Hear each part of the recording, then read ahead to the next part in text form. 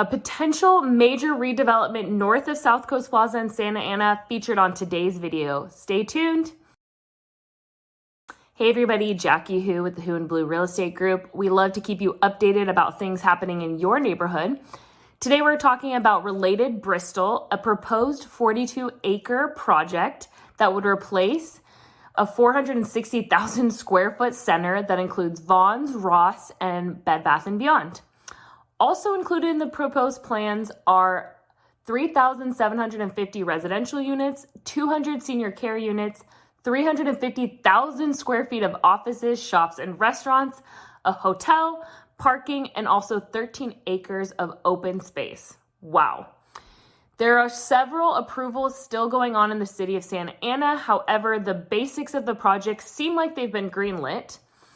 With the pending approvals, Related Bristol could break ground in 2026 and complete the project by 2036.